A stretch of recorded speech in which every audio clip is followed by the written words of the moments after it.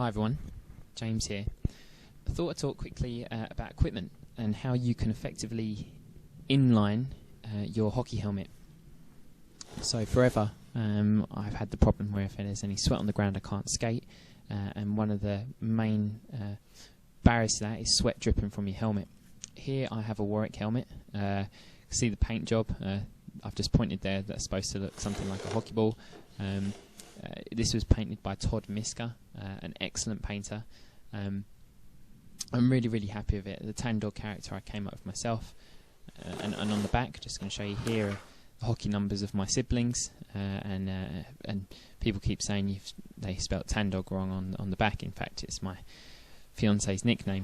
But beyond that, so I'm here to talk about some very small things that you can do such that you don't have any sweat dripping from your helmet going forward. And I find this has been a huge help to me. And they're very simple. And you can see here I've got two forms of sweatband effectively.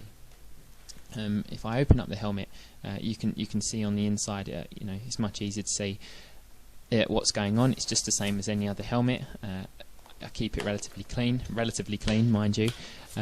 But as usual, there's effectively the sticky side Velcro along the top of the forehead. But my special edition, which you'll see shortly, is then adding that same Velcro, the sticky version, on the inside of the chin. So here they're black, so it's difficult to see, but there's 4 strips. They can be put in any kind of orientation, but you'll see why they're important shortly.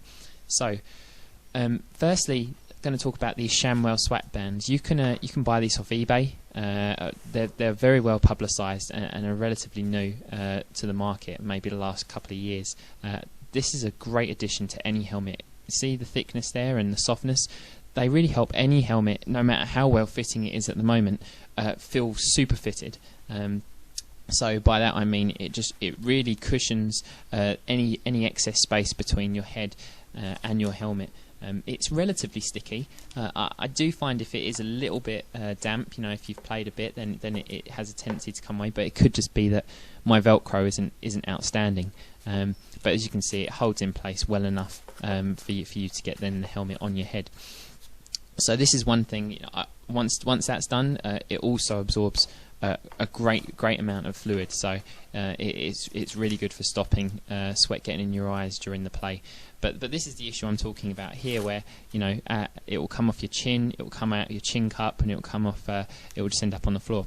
One thing is here, take a terry band, like one of these sweatbands, and integrate it into your chin piece. So I've done this, and this I feel anything that does kind of go through the gaps in your chin cup is then absorbed. Obviously, you have to wash that every so often. Not particularly hygienic to leave it in there. So make sure you do. But it again is another way of effectively making your inline hockey, making your helmet inline hockey applicable. So here's then this last part, the last part of the chin. So taking a regular sweatband and effectively integrating that into the chin area, and do this like this. It doesn't really offer any performance inhibitor. I find it can actually make your helmet feel a little bit more snug.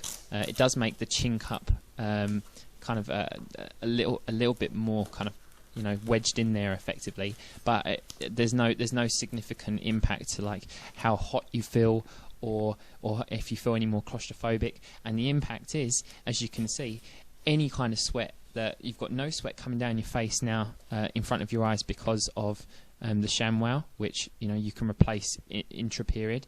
And now anything that from like the side of your head or like your face or anything is now totally taken apart by what you've got on your chin. So what in effect you've got is where you see so many goalies during the period are like slipping on themselves because they get sweat on the ground.